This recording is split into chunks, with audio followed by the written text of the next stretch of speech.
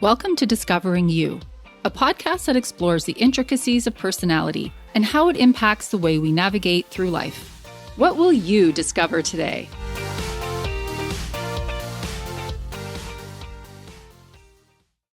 Hi, listeners. Hi, Heather. Hi there. We have a guest today, so we're going to save our mood meter discussion for her. This is the second in a series that I started earlier this year. I'm chatting with some of my clients, each with a different disc profile, to see how their particular profile operates in the world. I started with High Steadiness and spoke with Shawn Zigelstein. You can check that out on episode 26. Before we dive into that, let's do this month's disc comparison. National Fashion Day is coming up, so of course, it prompted me to explore disc as fashion brands. High D is Paul Gaultier. His designs are known to be unconventional, even audacious.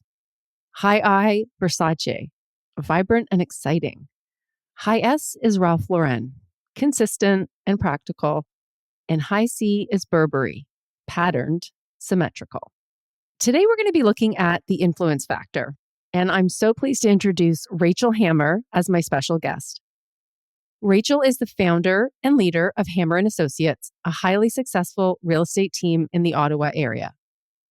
Hi, Rachel. Hi. Welcome. Thank you for joining me on Discovering You. Thank you for having me, Victoria. I usually start off the episodes with Heather. We always do our mood meter check-in. So when we ask each other, how are you feeling? It's not just a casual question. We actually have metrics behind it. So I would like to start, and I know that you had a look at your how we feel mood meter. What did you check in as? So I checked in as content. I feel like that word really represents so much of where I am in my life, in our industry. I stay very comfortable at content today. Nice. Okay. That's funny because I also got something in the green zone and also beginning with a C. So I got comfortable. And I don't think I've had that. Heather and I do this all the time, but I think that's a new one. And I think I probably got comfortable because I was excited to talk to you, but also because I know you and I just feel like there's a good connection and bond. So I think I feel comfortable because it's just like, oh, I'm having a chat with my client, but also my friend, Rachel. Yes, same here. I always get excited talking to you because there's a part of me that wants to just pick your brain on all the disc profile, all the things that you know. And at the same time, there's a little bit of this feeling of, what is she thinking about what I'm saying to her right now? Oh my What's my motive or my communication style? Where am I going with that, right? So there's a little bit of excitement and a tad of nervousness all at the same time. Oh my God, that's so funny. And you're not the only one to say that. And I sometimes think people are giving me too much credit. I think they think I'm analyzing like every single thing. And I'm not quite at that level. I might do it a little bit, but not to that point. I was trying to rack my brain. I think it's been like 6 years now, probably since we first started working together. Does that seem right to you? I think so, yes. It's definitely been years. Yeah, because I looked and I did a team workshop for you and your team. And I think that was about 6 years ago when I did the first one. And then we did another one last summer. Yes.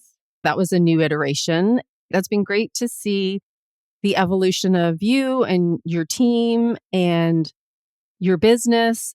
One of the questions that I would like to start with is, how would you say that knowing your disc profile has been helpful to you? I don't even know where to begin when I think of that question, because I think that I'm someone who can be very hard on themselves. And I always feel like there's a certain expectation that people have of me, as well as what I have on myself. And so knowing my disc profile allows me to get comfortable with myself in my own skin in terms of the way I communicate with others and also how people communicate with me. As a child, my mother would always say things to me like, you're going to be a lawyer because you're always going to persuade people. You always have the evidence, the proof. And I see it in my own kids today. And I think that it allows me to feel that I'm okay, that there are many people like me out there, but that more importantly, I can be heard by those who also are potentially the same disc profile, but I could also be misunderstood because of other people's. It's not to take it personally, right? It's not to say like, oh, that person doesn't like me. It's perhaps because they can't actually hear or listen to what I'm saying. Oh, I love that you brought that point up because that's probably the most common piece of advice that I give when I'm talking to people who are really high in I is exactly that is like, don't be too hard on yourself. So, of all four factors, I's are usually the hardest on themselves, especially in a personal realm. C's can be hard on themselves in terms of work. If they didn't think like their work was perfect, they can really fret about that. But with I's, because all the things that make you great as a high I, right? Actually, one of the things that your mother said described you as being persuasive. That is a word for high I's, right? There's a natural charm and affability that high I's put out into the world. And they very much wear their hearts on their sleeves. And when that doesn't come back in turn, because hey, what if you're just dealing with someone who's just like a hardcore D or a very high C? Not going to come back the same way. So I always encourage high I's to say, you know what? That is 99% usually the other person and what their profile is. It's not you. Embracing that. I'm happy to hear that you remind yourself of that because I do think that's something that high I's do. Given the experience that we've had together, Victoria, as well, with some of the, information that you've given me about my personality, it's also about recognizing my limitations, right? And recognizing what I do in a room because of my personality. And so when you're aware of something about yourself, you have a choice about what you're going to do about that, whether you ignore it or you embrace it, but you respect it and you respect it amongst your peers around you.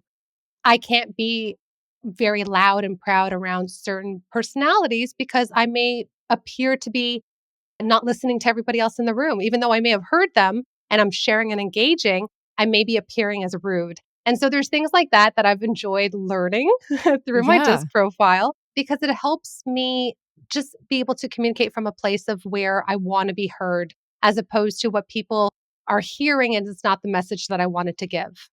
right. I love that you connected this to the fact, the self-awareness piece. When I'm working with people on this, it's usually twofold. It's sort of like, okay, so what can I learn and understand about myself? But then also how might the world view me? How might an opposite disc profile view me, right? So often if I'm doing more in depth, let's say disc coaching with somebody, and what I'll often do is say, yeah, okay, high I. So here is your opposite. So as a high I, your direct opposite would be a high C. And yeah, so how will they interpret that? Well, of course, you're optimistic and positive and usually excited and enthusiastic. And then a high C can tend to be more reserved and analytical. And so then, yes, just knowing that about you gives you the opportunity to see what's really happening. It's funny, you'll use the word like optimistic and positive, but sometimes high Cs look at it and they think, are you naive? Or also, are you for real? That's the really interesting thing, right? So, what I'm always trying to tell people when I explain, when I talk about charming and persuasive, that is 100% authentic. That is not something that's being put on by high I's. That is your natural gift. But if you're someone who doesn't have that and you look at that and you go, I think it's great that you have that awareness that you're going into situations with that as a mindset. Just to add to that, because it'd be so timely to say this, but you were the one who gave me the recommendation of reading the book, The Confidence Code. And in that book, it's the struggle between that charm and what you just expressed about a personality or a communication style versus the imposter syndrome, right? So it's like, that this is who I am, right? So I'm not making this up. This is authentically me. And how do I appreciate that, but respect everybody else in the room who may not see what I'm giving? Absolutely. I feel like we kind of started to touch on this a little bit, but so knowing your own disc profile, but also I had the opportunity to work with your amazing team, fantastic team full of like strong, energetic, powerful women that work by your side. I guess leading into that, of course, everyone's going to have a different profile. And for regular listeners, you know that when I'm talking about this, I always actually like recommend that you kind of do want to have a diversity of profiles on the team because first of all, if you all thought the same way, you'd have groupthink, you wouldn't have out of the box ideas. That's important. And then, of course, fit to role. You don't necessarily need to have someone who's a super high I doing a lot of the detailed technical work and vice versa. What I would say then is, what do you think the impact of having been through workshops and having the opportunity to have the profiles of your team members, how has that been impactful for you? Well, first of all, I'm so big on the DISC profile.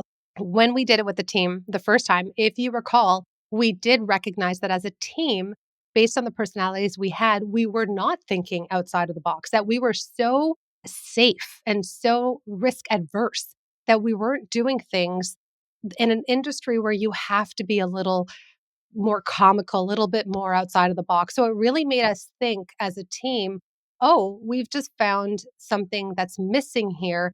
And now we should look for the right person to fit our team based on what's missing and not overpopulate our team with too much similar personalities and roles that were not matching their communication styles, right? When we do it as a team, I think what I love and I'm most proud of, the fact that we've done this twice now, is the fact that everyone is open and willing to participate in how they can be better in the team. And that to me is one of the things that I think I'm most proud of about our team is that we're willing to learn. And yes, we learned that we have some different personalities and maybe some people that weren't in the right positions, which I think is huge in real estate when we're working with people, when you're communicating in a high, emotionally driven, quick paced environment. You really need to be able to pivot and adjust and learn not only about our team, but also our clients.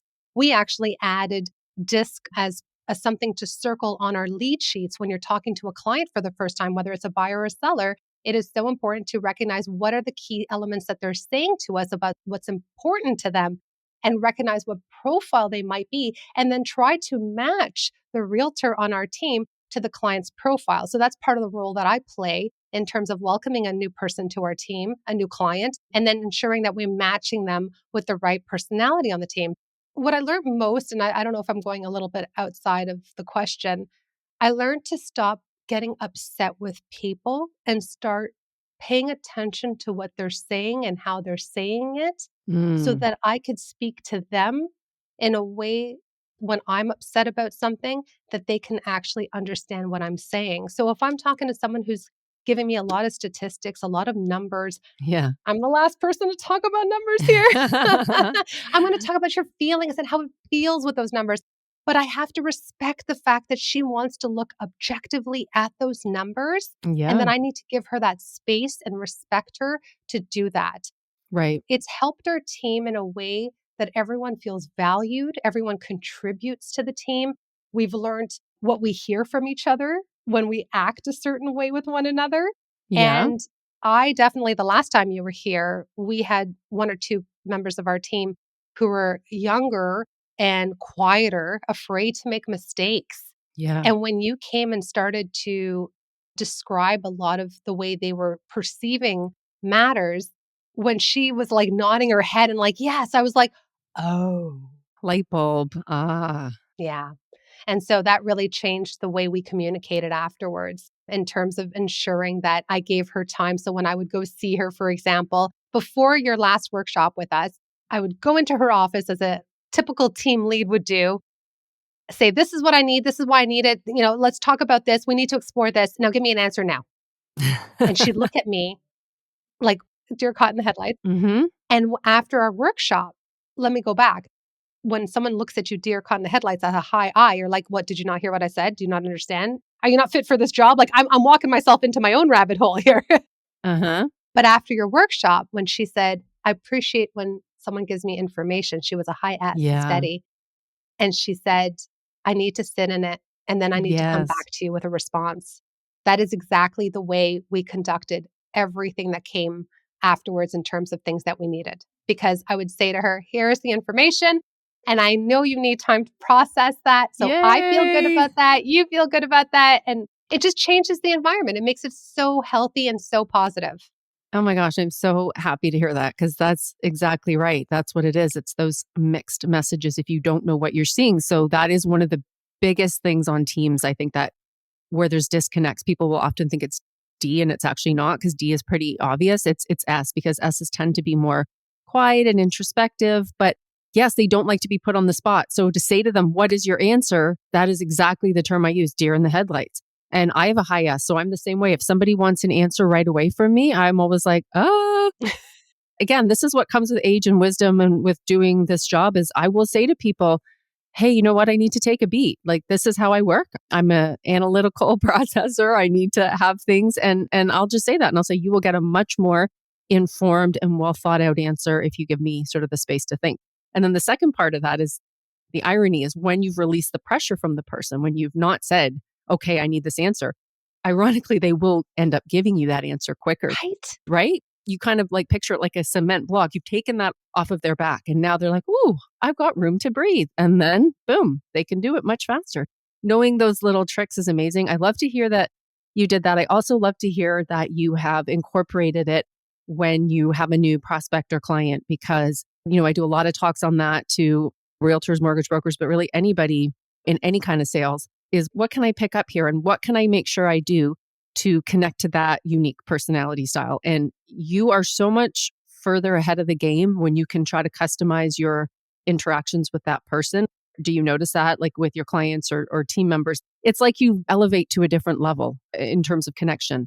Absolutely. Like, let's be honest, who doesn't like to hear the words, I've been heard, right? We Yeah, all want to be heard. exactly. And who wants to avoid conflict? We all want to avoid conflict. When a client speaks to us from and we can catch their disc profile, it's not always easy because, Hmm. at first that first conversation, sometimes, a client may hold back some information and Sure. stick right to the point. Yeah. But slowly ask when you have a high eye who's asking a lot of questions during that phone call. It allows for somebody to feel comfortable sharing more Yeah. because they know that they're sharing information that is being welcomed. Yeah, I think it's so important. I definitely, especially in this market, if we could talk about this right now, we have found ourselves switching clients with some of our agents because Mm. what's the worst feeling when you're working predominantly by referral, when your goal is to meet and exceed your client's experience, when this is an emotionally driven industry at a very interesting time in our economy? People need to be heard now more than they ever have before, and they don't want to be misunderstood. Rather than having conversations about who's right or wrong or who's good or bad, we're focusing on what is being said and having somebody from our team hear it and being able to respond to it efficiently. It allows people to feel like, wow, like I'm being empowered here and I'm working with these people. They're not telling me what to do. Again, I can't stress how important I think disc profile is over so many of the other personality testing out there because it's how we interact with one another, not as much about who we are, but as much as Yeah. how we communicate with each other. Exactly. And people will often ask me that, like, oh, why is this the main platform? Like, obviously, I do other stuff and I do EQ and what have you. But exactly, it's not just about, oh, what's going on in my head. It is that, but it's also how do I now take this knowledge and make these important connections and ensure that we're on the right path and that something little misunderstanding doesn't trip you up along the way. Especially in the world that we're living in today, like as a whole, Oh, yeah. if we could have better crucial conversations and avoid conflict based on how we perceive the world, Oh, my yeah. goodness, like what a better place we could all be in. Nobody's bad, right? Nobody has the wrong answer. But sometimes we don't appreciate that when someone's speaking to us, whether it's a social media post that we see online Mm, or even the news, they're speaking from their communication style. And if we're hearing it from ours, we may misunderstand some things and immediately come to the wrong conclusion. yes. Again, it just goes back to being able to recognize your own strengths and limitations, Yeah. which I love, but also being able to understand that there's fluidity with people and the way we communicate. There's no black and white answer. Oh, I love that. Honestly, that I find myself thinking that and saying that so many times with the whole black or white or binary thinking. It's like, no, we have to move past this. There's nuance, there's shades of gray. Like this is where it's at. As a team lead, when we want to build our team, when we want our team to be efficient in communication, when we don't want a toxic environment, when we want people to work at this high level, and we're not putting in the time in doing these kinds of assessments. So every time I have a challenge in my life, whether it's personal or professional, I pull that thing out and I read it out loud to myself so that I can remind myself when I'm hearing or talking to somebody, I understand what I may do wrong so that we can get to the positive outcome, not get stuck in my head, get stuck in my thoughts, get stuck in my own interpretation of the matter. But I could look at it objectively because I can be more humble by recognizing there are things that I need to improve on as well before I go and speak to somebody about what they can improve on. Wow. I love that. It takes a lot of courage to be able to do that, right? Not everybody wants to have the microscope turned onto them. We should probably say you do have a secondary high factor, which is a D. And I feel like the D part is kind of letting you do that a little bit more. That's pretty brave. To your point, not everyone wants to see that. From the start you were, and you also had the interest in doing EQ and all of that. I think that really shows leadership and leadership in a way that I hope we are moving towards more in the future instead of like the old school, what we would have thought as leadership, like really taking a good look at what is my leadership style? What do I bring to the table? Do I use enough empathy at work? Leading by things like that is the way everything is moving. You were definitely all on board for that. So I have to commend you on that. I love it. I do. Leadership to me, what I've learned at this point in my life is that it really has become something that I respect to be so much more natural than something that can be learned. And I'm not saying that any of the personalities could not be as good of a leader as a high I could be. What I do feel is that when we understand the way we think and the way we see things, we have a much better success rate. And like you said, empathizing, but also living our lives with more authenticity and integrity. Because I don't want to pretend to know stats. Please don't. 50% of stats are wrong anyway, right? So that's the way I learned There's a it in stat. school. You mentioned strengths and limitations. If I were to ask you what you think the best part of having a high I is, what would you say? I think the best part is the power of persuasion. Yeah. I think it's the feeling that if I say things the right way with the right charismatic feel, maybe I can get my way. Mm-hmm. I've always been someone to kill people with kindness. Yeah. And I think it's a natural thing for a high I Yes. to be aware of what you can give somebody. I also feel like part of a high I is that I see things and I could feel things from people sometimes in terms of just being able to say to somebody, like a gasoline attendant recently, I could see somebody was just talking to her poorly, Mm. treating her really sadly, and all she just needed is a little bit of a positivity. And I said something to her that was positive, and she just kind of looked at me surprised. And I just said to her, like, I love those earrings. They're so pretty. And just deflect the situation for what it was. And so I think as a high I, we're very quick to pivot and adjust. We're very quick with the power of that persuasion. And I think there's something to be said about bringing people together that I love doing. My joke in life has always been I don't need to be the prettiest in the room. It doesn't matter to me. And I really stand by that feeling in the sense that, like, I love bringing people together. And I think I's do that really well without needing the recognition. Some of us like it, but not everybody needs it. Exactly. And in terms of recognition, it's so funny you use that word because recognition is one of the words that pops up for a high I. And I usually have to explain this to high I. So recognition doesn't mean, oh, I need trophies and awards and my name and lights. And in fact, I know that that is not you at all. So that's very interesting. You're very, very modest and humble about your success. Thanks. And that's all I'll say about that. But the recognition part is just knowing that what you did made a difference. So just that story about complimenting somebody who needed to hear that. And that is knowing, hey, I put myself in that situation. Maybe I changed that person's day. Like maybe what I did, right? And that's a very rewarding feeling to know that. Huge. Oh my gosh. It's funny because I think it's one of those things where people maybe who are, maybe high in C or even D, not that they wouldn't want to do it, they're not able to do it as effortlessly. Whereas for you, it'd just be like, oh, I really like those earrings. Like it's a thought, right? It comes into your head and then I can say it. And I think it comes across more easily for high I's. And I think it's also accepted more easily because people realize, yeah, that's you and you're paying this compliment, but it's very sincere.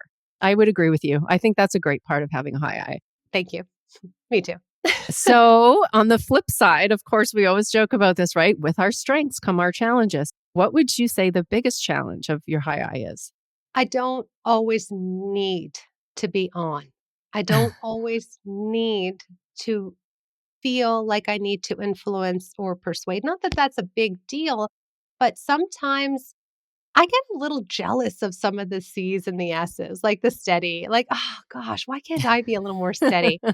I think one of the biggest disadvantages is how it feels to you about how you may have come across to other people. Okay. And so when you care a lot about ensuring that you weren't rude, that you weren't, I didn't take over that conversation, did I? Like, I'm so sorry, I didn't mean to. That's when I feel a little inadequate, is that it could be sometimes that impulsiveness Yeah. that can come with the feeling of being a high I. But I don't Yeah. see a lot of negativity in terms of that. I think that would be my big one. No, I think you nailed it. And I always say this, I say that having a high I works for you way more than it ever works against you. And I think the one thing is you kind of mentioned it yourself. So I'll often do a word flip in terms of descriptions, right? So high I is one of the great words is spontaneity. And it's funny, you were saying sometimes you look a little enviously at like S's and C's. Well, I guarantee you they're also looking enviously back to say, oh, I wish I could just do that. That looks like a lot of fun. But spontaneous, a flip of the word spontaneous is impulsive, right? And so sometimes there's a line between the spontaneity and the impulsivity. I do find that's a very common feedback from eyes. They say, oh, I was in the moment and I loved it. And I said this. And then I was like, oh, I wonder if I should have said that. But again, more often than not, it's usually a good thing. And again, the whole piece here about is the self-awareness. You clearly have a lot of self-awareness. So the fact that you're recognizing that, knowing it, thinking about it, I think it kind of can allow you to mitigate it, right? Going forward to know maybe this is one of those scenarios where I might find myself doing that. And because I know this, I now can do something to modify it. Yes. And I think it comes with also some life skills that needed to be learned. For example, meditation, journaling, even just as skeptical as some people may be, essential oils, like using your other senses other than your mouth all the time. I asked the team, I was like, so what do you think my motto is? Okay, I love it. I wanted to know what came up consistently with me. Oh. So there was a few that they gave me. And I love that you asked your team that. I think that's very emblematic of you. I think that just the fact that you put that out and wanted the feedback from your team, I think that's very on brand for Rachel. You see, and that's, I think, the hardest part about doing business under my name is that my team is my family. It's one of those situations in real estate, we tend to do a lot of business under our names. But if I can have something that says realestatefamily.com, that's what my team is to me. Aww. And it shows. I can feel it when I'm there and, we all had lunch together and it just like you can see it. You can feel it. There's a couple of mottos that came up this morning. One of them is everything happens for a reason, which is typical. We use that a lot in real estate. Treat people the way you want to be treated. A funny one for me personally is shit or get off the pot. Or better yet, how's that working for you? Life is a journey, not a race. I would say that 2024, my real true motto, and I thought about it as the girls were telling me all the ones they thought, it was the feeling of I am exactly where I'm supposed to be. That's amazing. And I think all of that, like most of them actually really sum up you and your personality and your profiles. Listen, Rachel, thank you so much for coming on today and chatting with me. I always enjoy spending time and talking with you. So I'm really glad that we can do it. And thank you for being an excellent representative and ambassador for High I. You do High I's proud. And I'm glad that all my listeners will get a chance to know you too. Thank you so much for having me, Victoria. It's been a pleasure. Thanks, Rachel. Bye. Bye. Thanks for listening. We're taking a short summer break, but check back in September. This show is a Twisted Spur media production produced by our very own Heather McPherson. If you enjoyed this podcast, please share with a friend and subscribe wherever you listen to podcasts.